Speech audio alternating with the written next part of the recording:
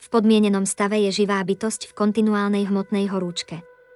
Tá spôsobuje to, že je jej pôvodné vedomie zahalené hmotnou podobou zloženou z činností mysle, poznávajúcich a činných zmyslov s určitou podobou falošného ega, ktoré prijíma a považuje za svoje vlastné ja. Jadro tejto pripútanosti je v tom, že je podmienená bytosť závislá na hmotnom pôžitku. Čím viac chce živá bytosť slúžiť svojim zmyslom, mysli a hmotnej podobe, tým viac sa táto horúčka hmotnej existencie zvyšuje. Slúži im preto, aby bola šťastná, ale výsledkom je presný opak, len viac trpí a je zmetená. Ak chvíľu nedostane to, čo žiada, tak trpí. Podobne čím viac je prejavená táto horúčka, tým viac musí živá bytosť trpieť. Takáto duša nechápe, čo je v jej skutočnom záujme.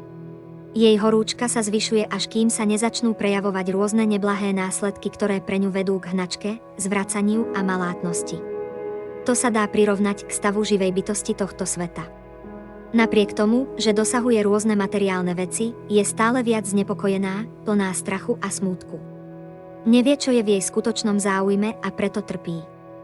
Jej stav sa neustále zhoršuje, ale napriek tomu sa ho snaží zmeniť tým, že chce stále viac hmotnej intoxikácie. Dá sa to prirovnať k nešťastníkovi, ktorý je na smrteľnom lôžku kvôli chorobe zo zlých stravovacích návykov. Napriek svojmu stavu ale požiada o ďalšie a ďalšie jedlá, nevediac, že sa tým jeho stav len zhoršuje. Prabhupáda preto dáva pokyn. Znížte túto hmotnú horúčku na minimum. Ako to dosiahnuť? Prabhupádov pokyn je diéta a liek.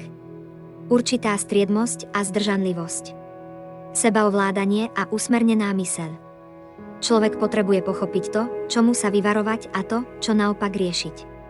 Vyhnúť sa uspokojovaniu zmyslov nad rámec bhakti a naopak, mať priaznivý návyk v čentovaní a rôznych typov oddanosti. Preto sa bhaktovia radi udržujú v atmosfére mierneho odriekania. Robí to ich myseľ silnejšiu a inteligenciu ostrejšiu.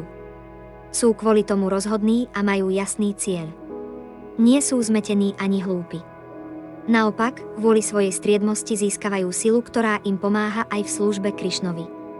Keď je horúčka hmotnej existencie zmiernená na minimum, tak sú brány tela a prána ožiarené svetlom poznania. Duša môže vtedy jasnejšie vnímať, že je odlišná od podoby danej telom, mysľou a zmyslami.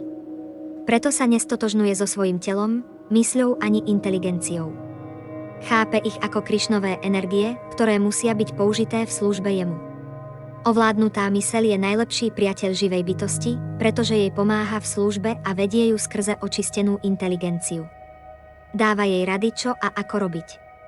Duša si v tom môže uvedomiť Krišnu. Vie, že je nekonečne malinká a preto nezmôže nič, ale Krišna je tak veľký, že nás obklopuje týmito energiami, ktoré môžeme zamestnať v službe jemu. Keď ich vidíme vo vzťahu k nemu, tak naša horúčka z hmotnej existencie klesá. Následkom toho môže duša pocítiť priaznivý chládok Krišna vedomia, ktorý sa prirovnáva k chladivej žiare mesiaca. Ten spôsobuje, že si živá bytosť všimne najvyššieho pána vo svojom vnútri a je ním zaujatá.